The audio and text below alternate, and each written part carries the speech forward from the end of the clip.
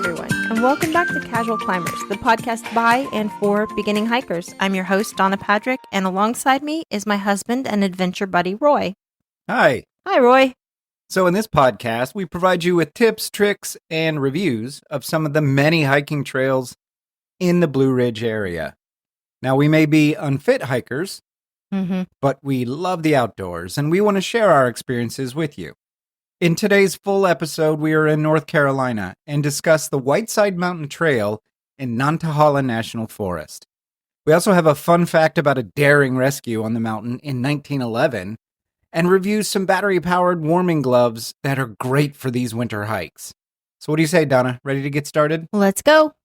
So here's the Whiteside Mountain Trail by the numbers. The distance is 2.34 miles. It's a loop. The time it took us was 1 hour and 51 minutes. 1 hour and 25 minutes was moving time. The lowest point was 4,335 feet, and the highest point was 4,948 feet. So that's a 613 feet elevation change. And you feel it. Oh my gosh, yeah. You feel it. Yeah.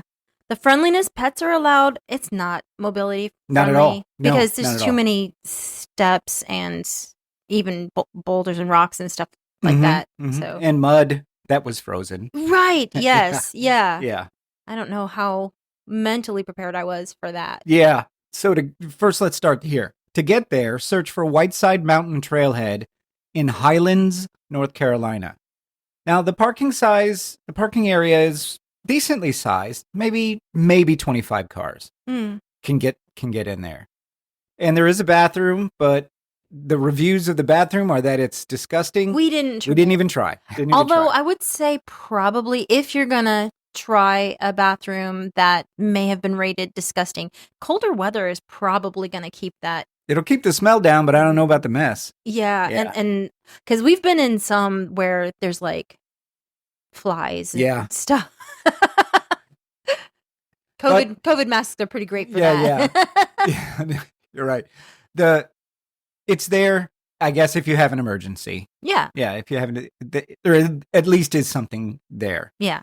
And the trailhead is right there at the parking area. It's pretty easy to see. There's a big billboard, not a billboard, but there's a that wooden signpost that gives you a map and a little bit of the trail itself. Yeah. Interesting things. So in this loop, you can go, you first start out by going straight and about maybe 0.2 of a mile, that's where you hit the actual loop part of it.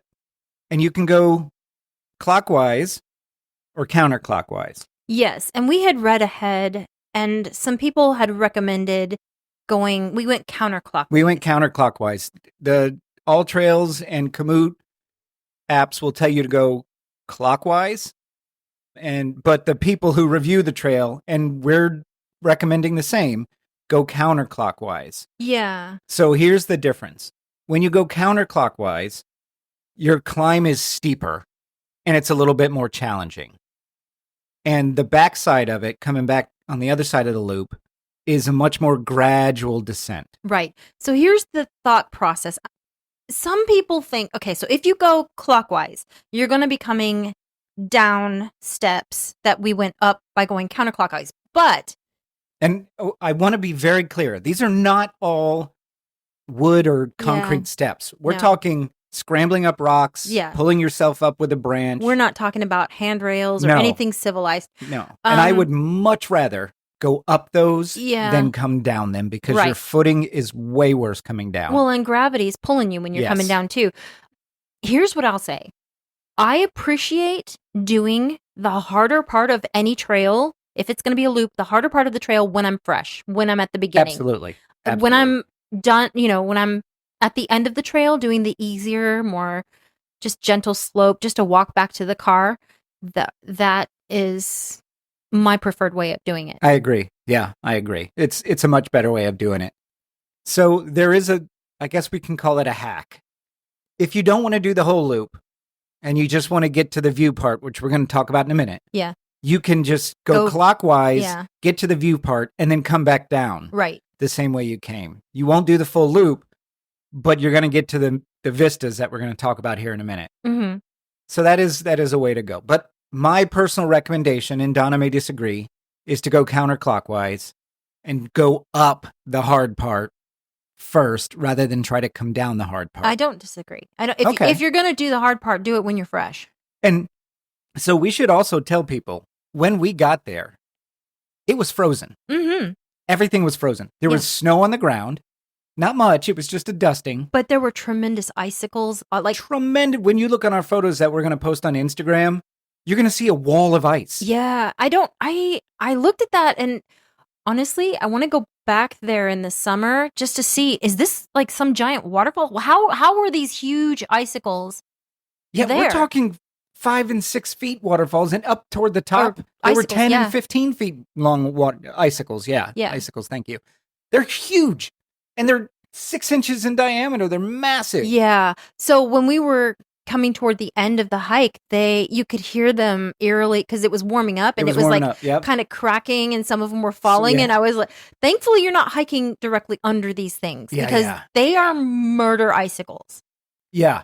They were huge, and we were surprised. And we did this in late November. So November 24th, I believe, is when we went. And it was a cold snap that just froze this area. Yeah. And so the ground was frozen in a lot of spots. So it was very icy. Yeah. You don't want to even, like, you could kind of walk over to some of these giant icicles and sort of stand under them if you want to take your life into your hands, but you'd be standing on straight ice. Yeah. Yeah. Much of the trail, because it's a very damp and moist trail, except for the ridge of the mountain that you get to at the top. Mm-hmm. But all the mud was frozen. There was puddles on the ground that were frozen. So I imagine in spring and summer, it's probably in early fall, it's very muddy. Yeah, I would think so. I mean, but it was frozen. So just keep that in mind. If you do this trail in the winter, expect a frozen trail. Yeah. So be very, very careful. Yeah, I had both of my hiking poles with me, and I was glad that I did. You just had the one hiking pole. But I 100% used both. Here's the reason why I brought both of my hiking poles. Because the hike that we did previous to this, where I only brought the one hiking pole, I discovered what you have mentioned before, that if you have your hands down at your sides when you're hiking, sometimes your hands will start to swell. They'll start to swell, yeah. And I was uncomfortable with that. So the last hike we did, and I only had the one pole, I was switching the pole back and forth between my hands just because on our way back from that, I was noticing my hand was swelling. Yeah, I do that constantly, just switch the pole back and forth. Well, I was really glad for other reasons that I had both poles, just because, I mean, when you're scrambling over boulders and stuff, you don't necessarily want both poles, but our poles have wrist straps, so you have your hand free and you don't have to worry about it. Yeah, and you can anything. You can, what is it, shrink them down, like. Yeah, you could collapse them. Mm-hmm. Yeah. And so going counterclockwise, there are, throughout the climb, there are various steps, rocks you have to climb up, steep.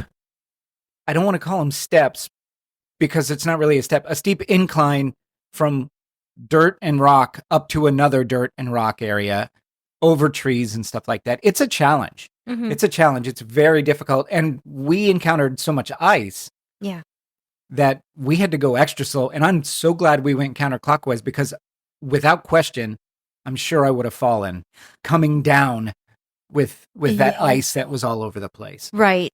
Yeah. And by the time we were finishing our hike, like I said, a lot of stuff was starting to melt. It was just starting to melt, but that side was the cold side. And sometimes when the top layer of ice that you're walking kind of on-ish, sometimes when that starts to melt, you've not only got the risk of slipping on the ice itself, but the ice actually moving and shifting as you're walking on it. So you got a double whammy. Yeah, I'm glad we did it. Yeah, I'm glad we did it that way too. So it was really interesting. So I'd say about a half a mile in, the trail kind of doglegs left and then goes up some wooden stairs to the right. And right at that spot, and we'll put pictures on Instagram of it, was this amazing sheet of ice Yeah, that was clearly water running down the mountain on this rock face. It just was breathtaking. It was so amazing. It Yeah. felt like a winter wonderland. It really did. Yeah. Yeah. It was amazing. You're still on the shady side of the mountain, and the sky was so blue and had puffy white clouds. Yeah. And it was just a beautiful day. It was a gorgeous day. It was a gorgeous day. And then, so once you get up to the top, that's when this trail, as if we haven't sold it enough, really starts to shine. Yeah. If you are into mountain vistas, if you like vistas, this is a trail that you don't want to miss. Mm-hmm. The whole, I'd say, second third of the trail, if you split it up into thirds, the first third is climbing up. The second third is you are quite literally walking on top of the ridge. Yes. On top of the mountain. You are at the highest part of the mountain walking along the ridge. Yeah, you can look to your left where there would have been mountain that was going up. It was kind of just gently sloping up a little bit in places, but you're pretty much on top of that mountain. Right on top of the mountain. And then if you look to your right, that's where the entire mountain vistas happen. Yeah, and thankfully they have a nice fence. They have a wired fence there. Yeah, because catch people from that's a drop. It's important to tell listeners, this is a very potentially dangerous mountain. Oh yeah. Because on the ridge, Whiteside Mountain is a sheer cliff on that side. It doesn't gently, gradually slope down. No. It drops straight down. Yeah. So when you're walking on the ridge, if you were to fall over, you would continue to fall until you hit the ground. I mean, like for a long time. Yeah. You could 4,000 feet below. Yeah. Or 5,000, 49, 48. Yeah. So there were actually people who were setting up to rock climb because this is a very popular rock climbing mountain. And one of the signs at the top in one of the viewing areas, and there are several viewing areas. Yes. Big areas of rock bald that you can sit down and enjoy the view. Get lots of selfies, get lots of pictures. We my gosh. took tons of pictures. So there was some people who were setting up their top portion of the rock climb, their guide ropes. And, so you heard me kind of complain about this. Yeah, because they set their rope up. They tied it to a tree and then it came across across the path. And then everybody had to step over it. Well, yeah, and that's the thing. Like the rope was flat on the ground, and then the guy started to use it and move, and then the rope came up just as you were stepping over it. Yeah, and it looked like he was trying to trip you on purpose. Is from my view, so I was watching it so closely. There were 4 or 5 guys there, and none of them said anything. Yeah. About, hey, Bill, maybe we should tie this off somewhere across the trail, or give some. I'm not going to say any bad words, but give some warning, to hikers that you can visibly see. Like they were getting ready to rappel down the mountain, but they were looking right at us walking on the path. Yeah.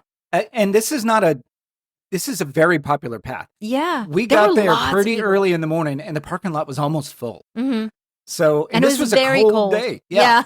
So to do that was very inconsiderate, in my opinion. Whatever, I guess. I don't know how many people tripped. I hope not. I hope none. Yeah. Yeah, because there were kids going on that path too, and yeah, I don't know. I didn't like it. I didn't like where they set up. It was kind of a jerk thing to do, in my opinion. Very selfish. Yeah. I mean, it's up there with Yoga Dude on the mountaintop. It's up there with Yoga Dude. Yeah. It's up there. Yoga Dude, you live rent free in my brain. As angry as I still am about you. So there's, like I said, there's 4 or 5 viewing areas off the top of Whiteside Mountain. And what you're looking at is you're looking to the southeast of the mountain. And you can see Black Rock Mountain, Cove Hill, Bearpin Mountain, Jack's Knob, and so many other mountains you can see from this to the southeast. It's a stunning view.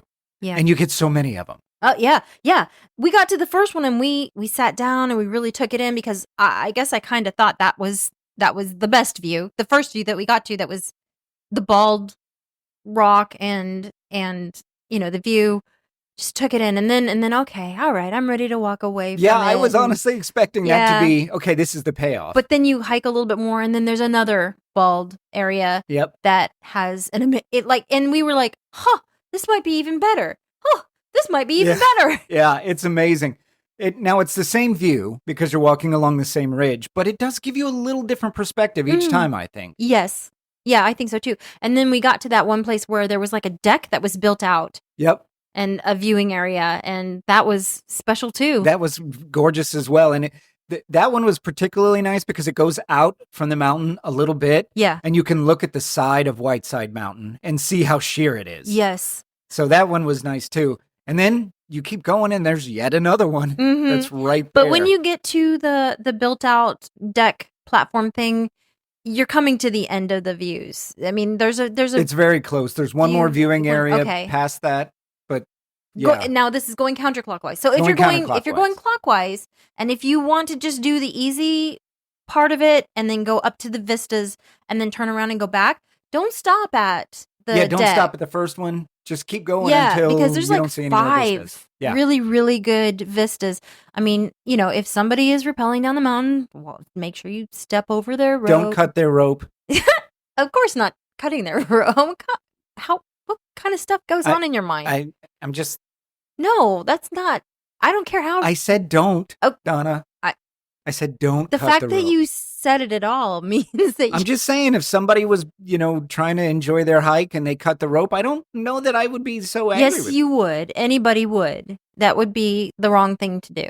Maybe don't put it in people's way. Okay. All right. Anyway. Moving on. So yes, there's at least 5 areas that you can stop, take pictures. Again, it's the same southeast side of the mountain that you're looking at, but it's a little different perspective every single time. So it's worth taking a few minutes at every single one of them and just enjoying. And so this was the sunny side of the mountain too. So it definitely warmed up. Once you round the bend and you start getting the vistas, you're on the sunny side. And because we're in the northern hemisphere, that's always, no matter if it's summer or winter, that's always going to be the sunny side of the mountain. Yeah. In the winter, I think more so, though. It matters more because you do warm up. It was considerably warmer on that side. Yeah, considerably. There's no icicles. There's no ice on the ground. Nope. I mean, now this is late November, but... I didn't see a lot of spots for water either because it is the top of the mountain. So where's the water going to come from? I'm so confused as to how those icicles on the shady side of the mountain happen. Because it's not like there's this big body of water that is a waterfall, like falling down. Agreed. On the shady side of the mountain. What is going on there? I don't know. I mean, if there's a listener that knows why this happens and it has rained. It has rained quite a bit lately, so it's probably just leaching off the ground. Icicles that were bigger than us. They were massive. Yeah. It was impressive. I highly recommend looking at our photos on Instagram. Yeah. Donna's going to post them. There's some spectacular ones. Yeah. Just some amazing, amazing photos. So if you go in winter, it's kind of extra special, but be very careful of the ice. Yeah. So once we got around the bend and got into the shady side of the mountain again to go back to the vehicle. It cooled down some. It cooled down and I put my jacket back on. Yeah. And then that was the gentle slope down. Yes. That was when we encountered so many people that were kind of just coming onto the trail from that direction. And we did see probably like homeschooling groups. Like there were a lot of people with kids. It was a weekend. Yes. So yeah, there was a lot of people with kids. And one group looked like it was just a whim to go do a hike because the kid had Crocs on. There were these 2 little girls and one had like an oversized sweatshirt that probably was one of the parents' sweatshirts and Crocs and stuff. And the mom had a baby and a backpack carrier. And I got the feeling with that group that this was Dad's idea to do this. And the mom and the daughters were not excited about it. No, the look on the kids' faces, they were waiting to go back. They were not having it. So we recommended that they go to, just some overlook and not do a hike to like Caesar's Head. You could tell when they stopped us and asked, hey, how much further is it? Yeah. And they were pretty early on. And we were still excited about the views that we had seen. Yeah. So we were very animated and very excited and talking about how beautiful it was. But just the fact that it was around on the other side of the mountain, and they were walking on On icy. ice. Yeah. Yeah. Thankfully they listened Yeah, and they turned just around. Yeah. Yeah. They rethought. And then but the group that we came across before them was a bunch of moms, a bunch of kids, and this one little kid had shorts on. And It was so cold. It was like in the low 30s. Yeah. At that time. Well, by the time we got there, it was probably in the 40s. It was closer to noon. Yeah. It was in the 40s, but that's still freezing. I would not have a like all the kids were bundled up except for this one kid, and I was like, that it is probably a hot-blooded kid because he did not look or act cold. He didn't look and act cold, but I was cold just looking at him. Several of my sons were like that when they were young. Yeah, mine not wanting too. to wear pants, but that was Florida, first of all. Yeah. And even when it was winter and they fought me, no, you're not leaving until you put pants on. Yeah, my kids, particularly my two younger sons, they fought me on wearing long pants, and I had to tell them, listen, if it's 30 degrees out, you need to wear long pants to school because otherwise the teachers are going to think that your mom doesn't love you, and I'm not going to have that. Yeah. Hey, whatever works. Yeah. Whatever gets them in pants. Yeah. So would you recommend this hike? Oh my gosh, yes. If you're a Vista hound, yeah, this is the one for you. It's now, so beautiful. I want to ask you, because I didn't really pay attention, but the recommendation of if you don't want to do the harder side of this, if you just want to do the gentle up and back, mm-hmm. and let's just say it's not ice on the ground, so summer or spring or whatever, do you think that it would be mobility friendly? No. Because there's still steps you have to come up. There's still steps you have to come up. That. And if it's not frozen, it's going to be muddy. Yeah, that's true. So, yeah, this is just not mobility friendly. But if you're... So not like a mobility chair, but if you maybe need a walking cane or something like that for balance and stuff like that, maybe you could get to some vistas. Going that way? Maybe. If you don't have too bad of a problem with stairs and you can get, I just wouldn't do the counterclockwise way, the harder side of it. No, they wouldn't be able to get through that. Yeah. No. Maybe. I don't know. Well, I mean, we're unfit hikers and we're doing this podcast for unfit hikers. No, so I get it. I would think that if you want mountain vistas and you do struggle with mobility in any way, drive the Blue Ridge Parkway. Yeah, just drive the Blue Ridge Parkway. You're going to get everything you could ever ask for in the Blue Ridge Parkway. So what would you call this? I would call this a definitely break a sweat. Yeah. Don't think it quite qualifies as a feel the burn. Not feel the burn. Yeah, it's definitely a break because a sweat. we were coming back to our vehicle and we weren't dying. We were still even on the way up. We didn't have to stop. I think you rested one time, but that was more to get something out of your backpack than it was because you needed a break. Maybe. Yeah. I know that when we got to the sunny side of the mountain, I tied my jacket around my waist. So, yeah, well, we enjoyed the mountain views. Yeah. So yeah, I recommend it. Whiteside Mountain Trail in Highlands, North Carolina, Nantahala National Forest. Highly recommend if you like the mountain views. Yeah, definitely. So here's our fun fact. This story first appeared in the November 23, 2023 edition of the Sylvia Herald. Sylvia in North Carolina. Mm-hmm. Yeah. It's been 111 years since news hit Jackson County that a couple of mountain men's heroics on Whiteside Mountain had earned them recognition from the prestigious Carnegie Hero Fund. The incident that sparked the honor occurred a couple of years before, in May 1911. It might have become one of those tales only handed down by local families or perhaps lost in time altogether, were it not for something of a lobbying campaign to give the rescuers their proper recognition. So, we're rolling back the clock even further. Andrew Carnegie sold Carnegie Steel to J.P. Morgan in 1901. That netted Carnegie the tidy sum of nearly $750 million worth of bonds. In 1901. In 1901. That is insane amounts of money. That is Elon Musk levels of money. Yeah, that's ridiculous amounts of money. It's crazy. So 3 years later, the Harwick mine disaster occurred in Cheswick, Pennsylvania. That explosion claimed 179 miners and 2 aid workers, Daniel Lyle and Selwyn Taylor, who were overcome by fumes while looking for survivors. Ugh, good Lord. Yeah. What a 180 people. Yeah. That's awful. Yeah. It's always, yeah. Ugh. It's heartbreaking. Yeah. And then people coming in to try and help and then them dying too. Yeah. Like that happened in the 9/11. Yeah. Oh, yeah. Stuff. Tons Yeah. of first responders. Yeah. Yeah. It's awful. So this incident, rightly so, haunted Carnegie. Carnegie said, I can't get those widows and children out of the mine. I can't get those widows and children of the mine out of my head. So the men who died left behind wives and children. Oh, sure. Yeah. It's not that widows and children were in the mine and that they died. No, that's awful. And it's a rare show of humanity from super rich people. Oh, yeah. To care, while you're sipping your whatever with your pinky out. Yeah. So he gave $40,000 to the Harwick Relief Committee and presented 2 gold medals to Lyle and Tyler. So $40,000 back then was a lot of money. It was a lot of money. But the guy just made $250 million in bonds. So yeah. I mean, those were bonds, though. Does that count? I guess. I mean, good on him for doing anything. Yeah. But let's not make him a saint just yet. Not just yet. So anyway, but that was the birth of the Hero Fund, which had its inaugural class in 1905. Okay. The Hero Fund. The Hero Fund, All right.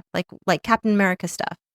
So the Reverend G.W. Belk heard of the Whiteside rescuers and thought they'd be fine recipients. He penned an article that ran in several newspapers across the state recounting their saga. So that's where our story. That's where our story picks up. Yes. At Whiteside Mountain. Yes. All right. So he opened his tome with amazement upon seeing Whiteside himself taken with imposing rise and sheer cliffs before recounting the tale. Okay, yeah. So we talked about it in our trail notes. Yeah. There is a straight cliff rock face on Whiteside Mountain. There's a plaque that you can kind of read about this story right there. So you can read about that story and then look over the side of this mountain and it goes straight down and it's rock. I don't know how anybody A, survived a fall, B, got rescued from a fall. Yeah. I guess we're about to learn. Yeah. There's a lot. It's a scary place. Yeah. For that, I mean, they've got it kind of roped off now. But you could still get over if you're determined to reenact this thing, don't do it. Don't do it. Those lines are not that high. They're waist high. Yeah. So it wouldn't be hard to fall over. Yeah. Yeah. And there were a lot of people with kids. I wouldn't let my kids get anywhere near the edge. No. Yeah. Okay. So this is his story you're telling. Yes. Okay. Mm-hmm. About 3 months ago, a party of sightseers from Highland set out for Whiteside Mountain. The company was composed of Mr. and Mrs. Charles N. Wright, Mr. and Mrs. W. M. Dillard, and Mrs. That's Misses, so she's not married, Mrs. Martha Heacock, Eliza Peake, and Irena Edwards. And then Messrs. Frank Cable, Hatley, McCall, Sam Reese, Barney Wilson, Gus Beatty, and Gene Potts. Just 13 in all. There was 13 people. Okay. That's a pretty big party. It's a pretty big party. Yeah. And I often think, what are women hiking in? Because I want my boots with their traction. I want to not be wearing skirts when I'm hiking. In 1901? Yeah. Yeah. I mean, they would be probably wearing skirts. I don't know. I hope that they were sensible and not judged for being sensible. We've seen pictures of women hiking and they're wearing skirts, just tying up the skirts and stuff, maybe to get. But we did that hike, and you're climbing over boulders and rocks and stuff, and that's today. I mean, it's been made easier today than it was back then. Sure. Anyway, okay, back to the story. So there's 13 in the group. On reaching the summit, the company soon became divided, some going to the highest point, some to the Lion's Tongue or Fool's Rock, where Mr. and Mrs. Wright, Miss Heacock, and Mr. McCall went on some 200 yards farther to the north. I can understand that because, like we said, when we got to the top-ish when you come to that first overlook, you think this is as good as it gets, but then there's more. There's right. It just keeps going along the ridge. Mm-hmm. Yeah. So suddenly, the top of the mountain was ringing with wild screams. Mr. Wright rushed rapidly to the scene. All was confusion. The women were running to and from, almost frantic. It sounds like not almost frantic. It sounds like they were frantic. I bet they were hysterical. I Because mean- women suffered from hysteria back then. I think anybody would have been hysterical if they saw what we're about to Okay. Mr. Beatty and some of the others had been out on the rock viewing scenes with a glass. Now I'm thinking this is like a looking glass, like a Probably binoculars or maybe a telescope or yeah, the handheld, something like a pirate would use, like whatever. Okay. So viewing the scenes with a glass and let me just say that's a good use of viewing stuff with binoculars or whatever, because Sure. it's incredible. Yeah. When in a moment of dizziness, he made a false step, slipped from the projecting rock, and shot like an arrow down the cliff. I can totally see it. Yeah. I can totally see him falling straight down. I can't imagine standing that close to the edge here, because it is straight down, and shooting like an arrow, that's just gravity pulling you straight down. Yeah. Because that's all there is. Yeah, in this particular, on that particular mountain, it goes literally straight down. Yeah. It's not like It's a pyramid-shaped mountain. It's rock straight face. down. Yes. Just then, okay, so he shot like an arrow down the cliff. Just then, one of the girls fainted. Thank goodness she didn't faint off the side of the mountain. Because then, That'd be two that you'd have to go get. Again, how did anybody survive that? Okay. Yeah. Wright climbed out on the rock and saw Beatty had fallen some distance, but had been caught by the last piece of vegetation, a scrub rhododendron. Go rhododendron. Yep. And was dangling over a sheer drop of around 1,800 feet. So 1,800 feet below him. That's a depth drop. You would die from that. Yeah. Yeah. He got caught by the last rhododendron. This story should be called The Last Rhododendron. The Last Rhododendron. Yeah. No man in the country knows Whiteside Mountain better than Charlie Wright, and no one better knew the risk of attempting to reach Beatty. So Beatty saw his companion / friend. So Beatty falls after getting dizzy, falls over the ledge. Yes. Gets caught by a rhododendron hanging off the side of the cliff. I got Beatty and Wright mixed up. Wright is the one looking, but Beatty had fallen. So Beatty's the one that really, really knew. No. Beatty fell, and Wright Okay. was the one that knew the mountain better than anybody. He Okay, heard the screams, ran up, saw that Beatty had fallen, a lady had passed out, and now he's, I guess, about to spring into action? Yeah. Okay. And also, this lady that had passed out, there's nothing but rocks up there to fall on, like big boulders and couldn't stuff. have felt good. Yeah. And That's not she an probably, ideal time to, No. There's no grass or anything up there. What is it? Get the vapors or something? Oh, did she? You think she got the vapors? Probably. I hope they were not watching a man fall off a cliff from what you think is to his death is pass. It's you get pass a pass out worthy. on fainting. Yeah. I mean, they were not. Just tell me they were not wearing corsets when they were hiking. I doubt it. Yeah, Not in you need 1901. to be able to breathe. You need oxygen. Yeah, I doubt it in 1901. Okay. All right. So he asked Dillard to accompany him on a rescue attempt, to which Dillard agreed. The two navigated a ledge to get within 30 to 40 feet of Beatty. That's still pretty far away. Facing a sheer cliff, Dillard turned back while Wright went on. So Dillard noped up out of there? Yeah, Dillard like, nope. Dillard saw, he's like, I don't even like this guy. You got it. He's a goner. Yeah. Like what are we doing here? Yeah. Like, we're just gonna die trying to save him. Let's just I mean, yeah, there is a point where if you risk yourself, right? Yeah. Okay. So in emergency situations, one of the most important things to know is when to try to help someone and when to go get help. Sure. But I don't know who would have been around. That's true. Nobody's around. They could have gotten back and gotten some rope and made it a little safer. But is that rhododendron going to hold this guy? Yeah, is it going to hold? Yeah, absolutely. Anyway, okay, so they're within 30 to 40 feet of Beatty. Facing a sheer cliff, Dillard turned back while Wright went on. His only purchase being small crevices. Now, we're talking about like his hands and his feet. Like, this is the original rock climber. This is how you would mountain climb. Small crevices in the cliff face to feet. A position about 20 feet above Beatty. Somehow he managed to maneuver down to the badly injured Beatty. I wonder why he was badly injured. I don't know. It's just a small fall of at least 50 feet. Oh. Yeah. who was severely bruised in addition to having had a large stick pierce his head behind Oh the my ear. God. Yeah. Horrifying. A large stick.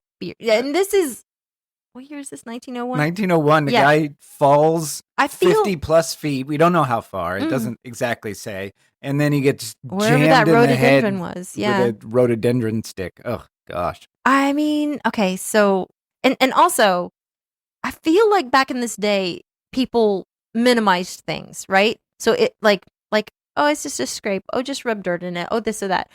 So if they're saying it's a large stick, it must have been a large stick. Yeah, he probably had a branch sticking out of his head. Okay. So there were the two of them, 2,000 feet of air below them and 60 feet of steep slope above. Okay, so he fell 60 feet. Yeah. That is a heck of a fall. It's not a small fall. Wright pulled Beatty up by the collar and began inching his way up the rock face. That is so impressive. Even if this was a small guy, let's say 140 pounds, even if he was a small guy, that's 140 pounds that you're having to drag up using just tiny handholds from the rock. Well, and that collar in one hand. Yeah.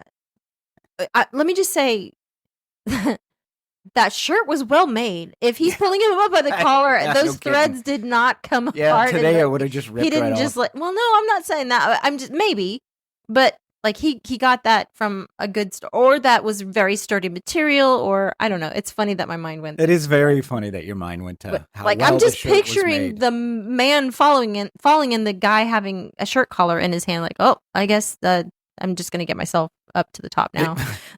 But that's not how this story ended. Okay. So to get out, this is a quote from Belk. To get out himself would seem almost impossible. So just to get himself out. Yeah. Without dragging somebody with one hand and pulling yourself up with one. You are rock climbing and carrying somebody by a collar. Nope. But to climb that rock with a man half killed would be little less than a miracle. This is what Belk wrote. Mm-hmm. So Wright called out to Dillard, the one who noped out of there. The guy he's like, hey, I'm up here if you need anything. Yeah. So Wright called out to Dillard, saying if he couldn't help, he needed to send for help. Realizing that the two men were in mortal peril, Dillard took on new courage. So he found he found a backbone. Yeah. All right. Recounting to Belk, we held Beatty on his feet, one on each side. So I don't exactly. Dillard took on new courage. We held Beatty on his feet, one on each side, dragging him and pushing him little by little, moving his feet along with our feet and holding on. I don't know how, till we reached the ledge where the rock was not too steep. Here we rested till the lines and halters from the buggies were brought, and we tied them around Mr. Beatty and pulled him to the top. So they got him to a place where... So it sounds like they kind of weakened at Bernied this guy. Yeah. That's, gosh. Yeah. So good on Dillard for coming back. Well, because Wright would not have been able to do it by himself. He just wouldn't have. I don't think so. How would he? So what it took was him seeing Wright trying as hard as he did and making a way, getting there. Because there have been times when we've been hiking where we're looking at the path that we're supposed to go on, and I don't see how we're going to do it. And I say, nope, you go ahead and show me how to do it. And so once I see how it can be done, then I have more confidence. Then I feel better about trying it or doing it. Yeah. And to our moms, this is completely safe. We are not climbing any mountains not like this way. No, but sometimes just getting up and around boulders and stuff. But anyway. It's challenging. Mm-hmm. Yeah. So there's certain personalities that kind of need to see how it's done before they believe it can be done. And so you think maybe Dillard was one of these? Yeah. It's possible, sure. I think so. I mean, maybe, a little bit cautious or whatever.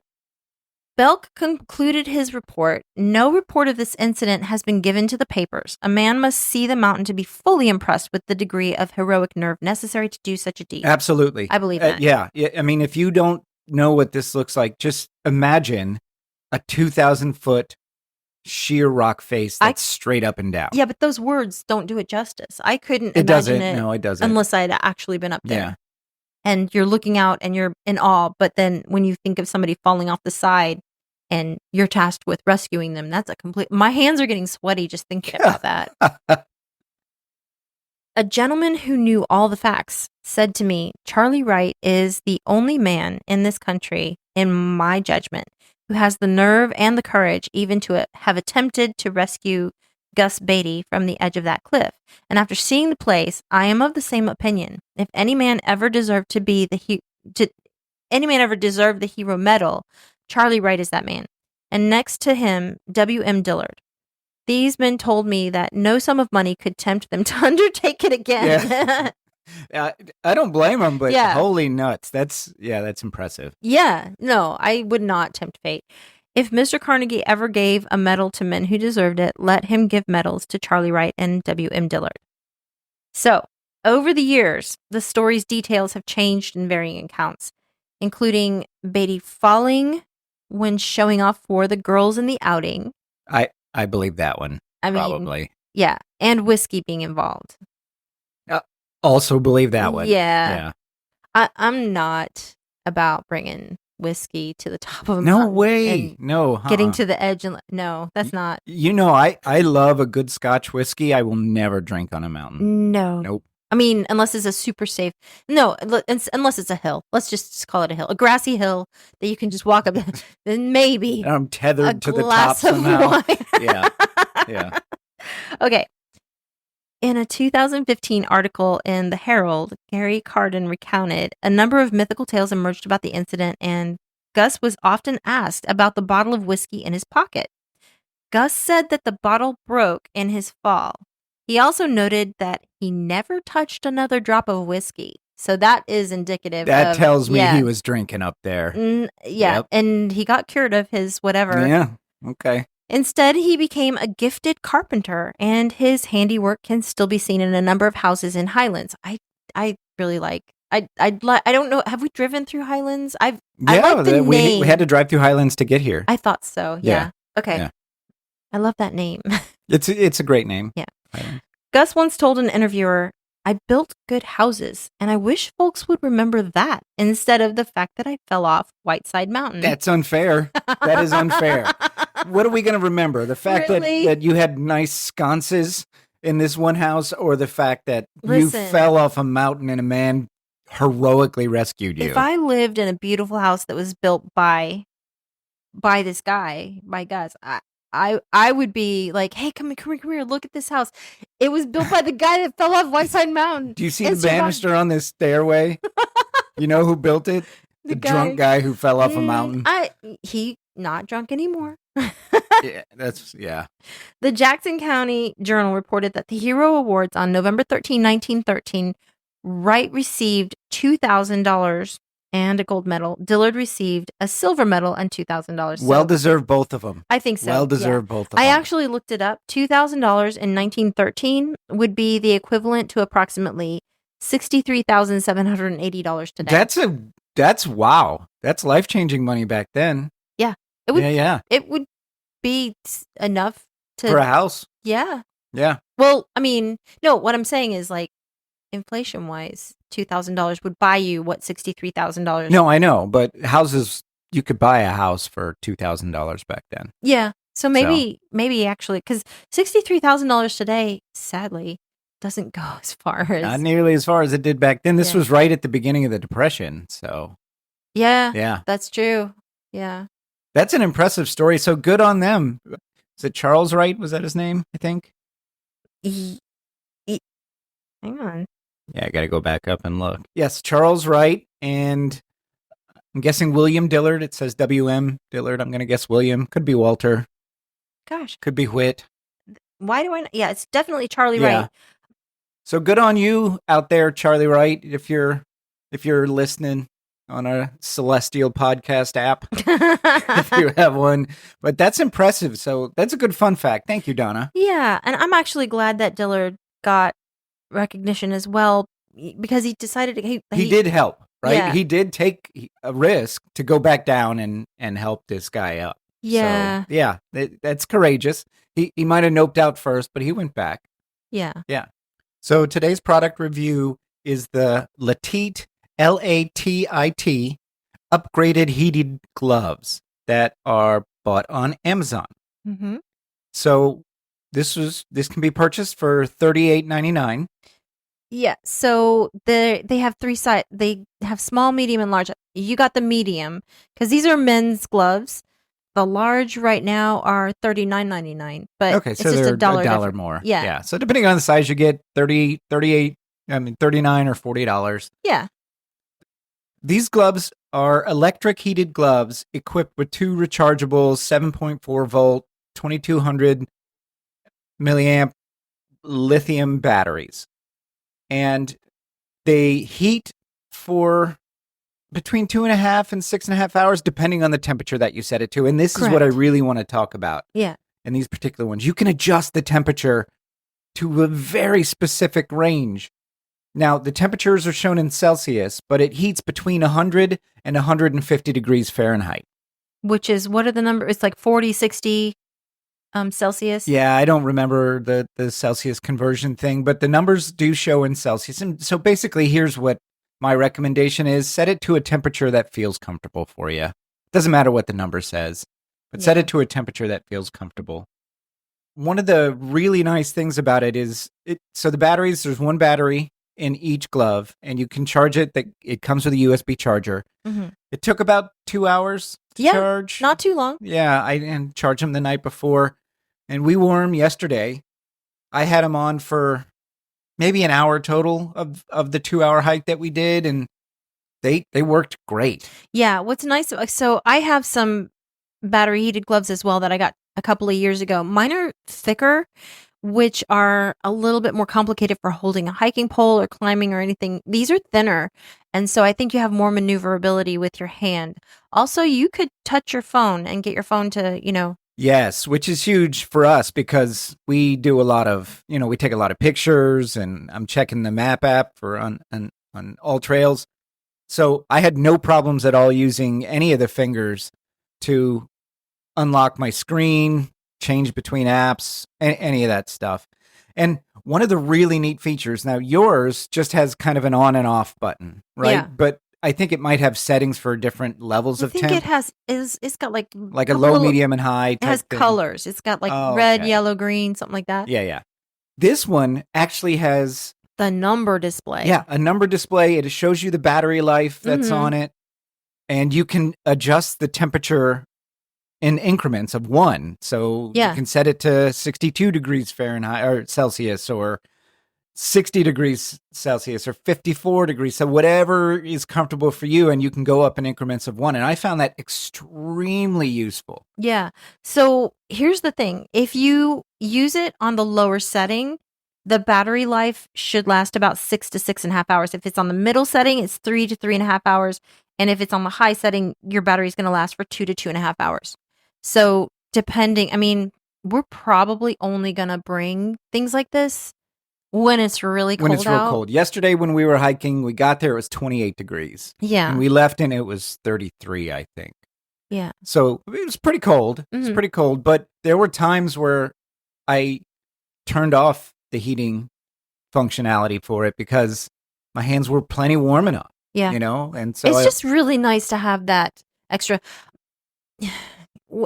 We never have a problem with our core staying warm. You can shop at a thrift store and get stuff to keep your core warm and be fine. It's the extremities. It's your toes, it's your fingers, it's your head. Yeah. That's where your heat's going to escape and then become possibly painful, discomforting, that kind of thing.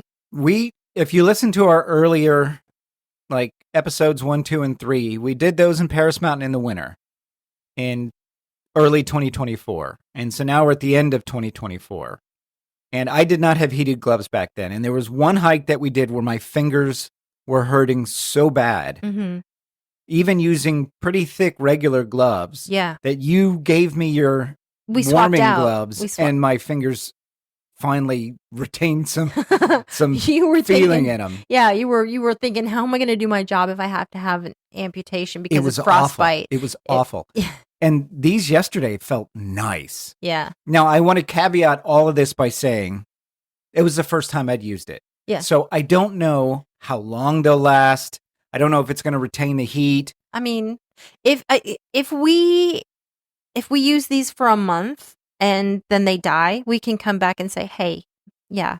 Remember how we said that those Yeah. gloves were so great? We absolutely will. We absolutely will come back and It'll be just like a and little edit it. tiny, like, oh, by the way. Yeah, these didn't work as well as we wanted. Because there was a few people on the review, and I think that's why these are inexpensive too, is because there were a few people that got them and they just didn't work for them. But return them and get a different pair, or definitely let the vendor know. Yeah, no, they worked for me great. Yeah. I originally set it at 54 degrees Celsius, and then I was like, I could stand to be a little bit warmer, so I turned them up to 62, and it was perfect. Yeah. And I warmed for 2 hours, alternating between turning it off and turning it on. So they were great. They were great gloves.